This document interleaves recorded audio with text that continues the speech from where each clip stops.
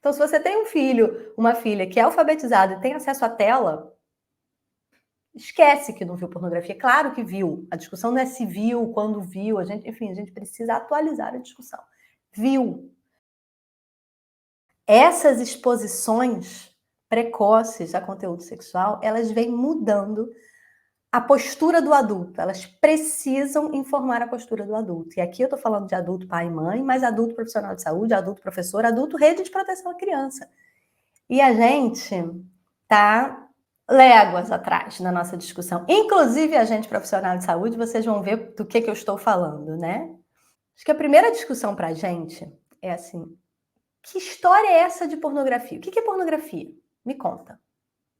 O que é pornografia? Se a gente tiver que definir o que é pornografia, eu acho que esse é um ponto importante, porque ele vem mudando, né? Então, o que é pornografia?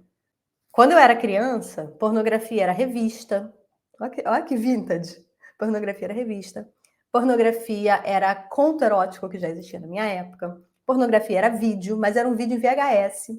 Então, assim, a maior parte das pessoas que eu conheço, tivemos acesso à pornografia ainda na adolescência. Sempre existiu uma certa discrepância no acesso à pornografia entre meninos e meninas por questões de gênero, né? Socialmente, de permissão. Então, quando a gente fala de pornografia, estamos falando de mídias que envolvem conteúdo sexual. Porque hoje em dia a gente pensa em pornografia, a gente pensa em pornografia no celular, vídeos, hardcore, tudo isso é pornografia também. Mas tem outras pornografias que às vezes a gente esquece. O pessoal sempre deu seu jeito para achar pornografia. Mas, antigamente a gente tinha que dar um jeito. Hoje em dia, o que mudou radicalmente foi o acesso. Então, não é o conteúdo sempre existiu, né? O que mudou foi o acesso. Então, hoje em dia, a gente tem não só uma facilidade muito maior, então essas voltas que eu tinha que dar aí, precisa nada disso, mas precisa ser alfabetizado, ter acesso à internet. Pronto, aí achou tudo. Hoje em dia, isso entra na vida das crianças sem que elas solicitem. E aí é um ponto fundamental que inverte todo o nosso raciocínio. E esse é meu ponto aqui para vocês. Então, coisas que a gente falava há pouco tempo atrás, absolutamente caíram por terra em relação à sexualidade, em relação à infância e adolescência. Porque as coisas mudam muito rápido. Então, assim, antigamente, o cuidado com a pornografia era um. Hoje em dia, qualquer criança que tem acesso a um dispositivo conectado na internet é uma criança que a gente considera, por exemplo, para fins de pesquisa, que já teve acesso.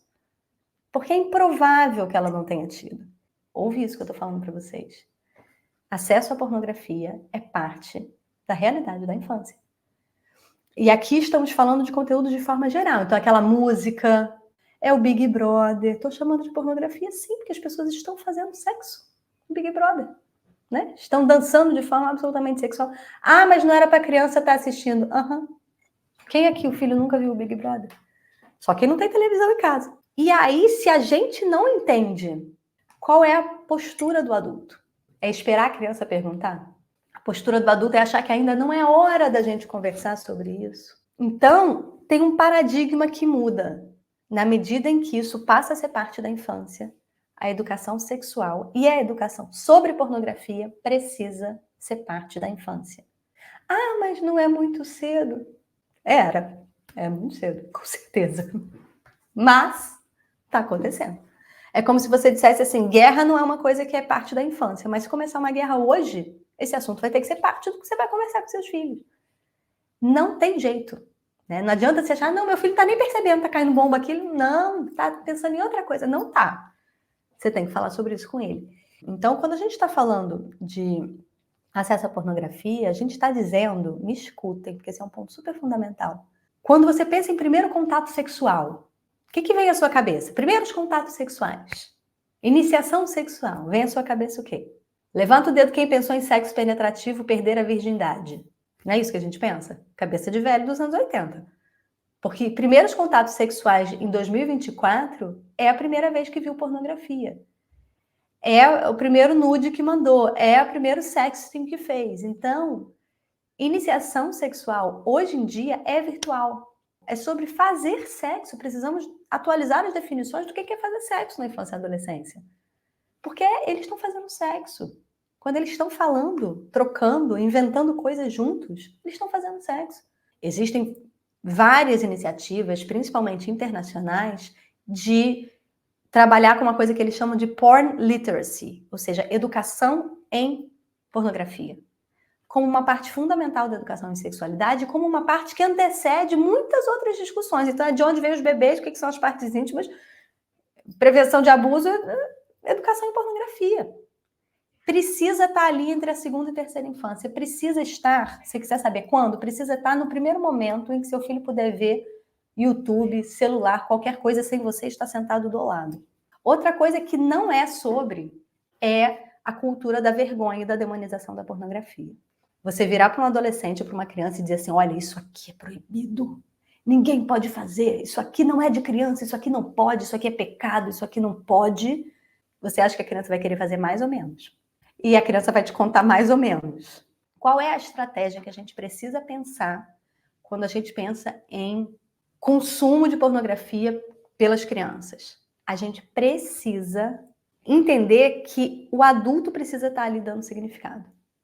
Então, vai acontecer, eu preciso saber que aconteceu e eu preciso estar ao lado do meu filho. Para me colocar como alguém que vai ajudar a integrar aquela informação que ele está recebendo com o resto do mundo.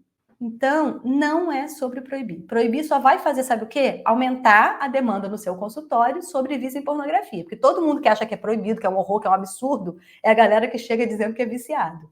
A educação em pornografia precisa passar ao lado da vergonha, da gente colocar o consumo de pornografia num lugar de constrangimento. Hoje em dia, a educação sexual é feita absolutamente na base da pornografia. Isso é novidade? Não, sempre foi. Né? Porque a gente nunca fez o nosso trabalho enquanto sociedade de fazer educação sexual na época que tem que fazer. A gente vai fazer quando não serve mais. Então, sempre foi. A curiosidade fazia as crianças e adolescentes procurarem pornografia. Hoje em dia, a gente botou isso um pouquinho antes. Por quê? Porque eles não precisam nem estar curiosos, o negócio chega até eles. Ou seja, sexo e objetificação e tudo isso está muito antes do que a gente gostaria.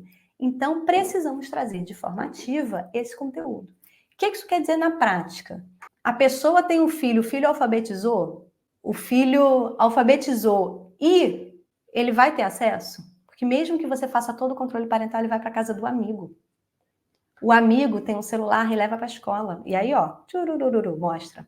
Claro que o seu filho não ter acesso à internet é uma super redução de danos, tá?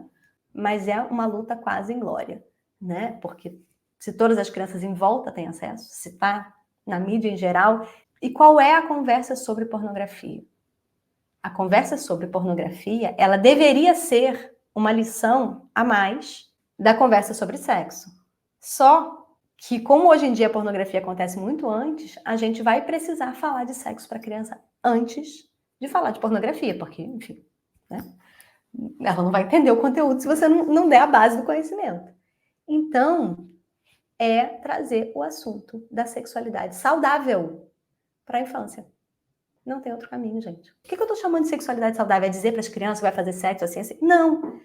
Mas é elas conhecerem o corpo, todo esse papo que vocês já devem ter ouvido por aí. Conhecerem o corpo, conhecerem as partes íntimas, conhecerem, enfim, o que pode, o que não pode, o que são relações saudáveis, o que não são relações saudáveis, saberem cuidar do corpo delas com autonomia, terem uma relação com as próprias sensações. Então, a criança começa a se tocar, se isso, se aquilo. Se a gente começa a cultura da vergonha nessa etapa, a criança entende assim, não posso falar com os meus pais sobre esse assunto. É isso que ela entende. Ela não entende que aquilo é errado, ela só entende que assim, tem que fazer sem eles verem. E aí você diminui a chance dela vir querer falar com você do resto da história. Né? Então, o que a gente precisa construir? Um diálogo aberto sobre sexualidade com os pais desde a primeira infância. Desfraude. Pensa aí. Quer um marco? Desfraude. Quer um outro marco?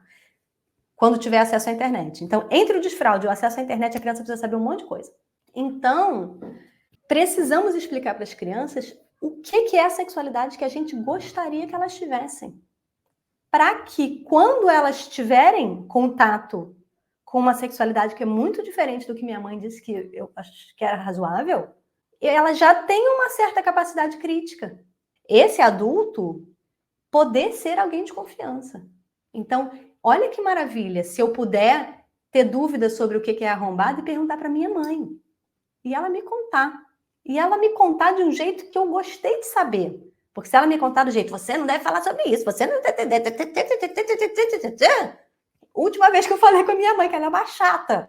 Não me conta nada e ainda fica me enchendo o saco. Né? Então, assim, aí da próxima vez eu vou perguntar para o Google mesmo, eu vou perguntar para os meus amigos da escola.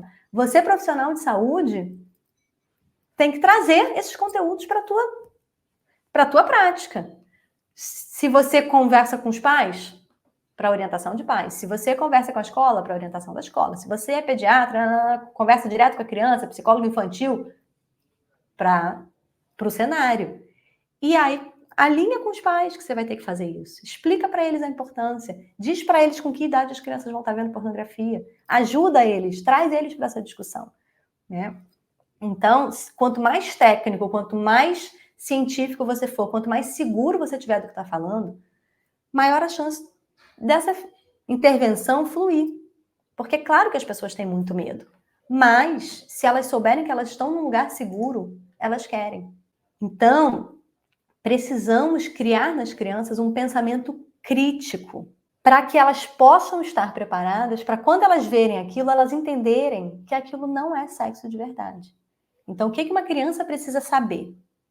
Que aquilo ali não é sexo de verdade. É como quando ela vê o super-homem. Super-homem tá voando. Pessoas voam? Não. Aquilo não é de verdade.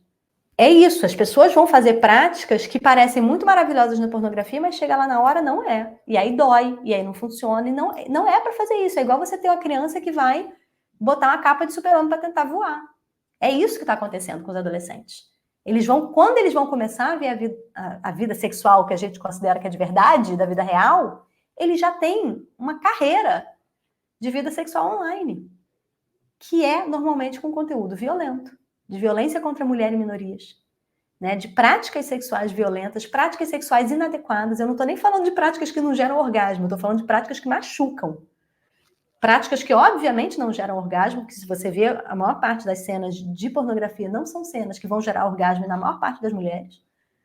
Então, não só elas estão aprendendo sobre sexo dessa forma, como elas estão aprendendo de forma regular. Porque aí um menino que está trancado no banheiro vendo pornografia, ele está aprendendo todo dia. E é um aprendizado que não é só daqui, não. É um aprendizado de todo o corpo. Porque ele está tendo resposta sexual, ele está tendo emoção. É daqueles aprendizados que colam e ficam colados, ele não vai esquecer nem o dia que ele tiver Alzheimer. Que o sexo é isso. Que o sexo gostoso é isso. E eu não estou dizendo que o problema é da pornografia, não. Me entendam bem. A pornografia está lá. O problema é que esse é o único acesso que eles têm. E que eles não têm nada para fazer. Eles não têm outra coisa para fazer. Eles não estão na praça, eles não estão fazendo um esporte, eles não estão estudando, não estão fazendo nada, estão trancados dentro de casa. É aí que a gente vai ver todo o impacto da pornografia no sentido de construção de uma sexualidade que não é da vida real. Então, não é aquela sexualidade errada, é que é uma sexualidade que não é da vida real.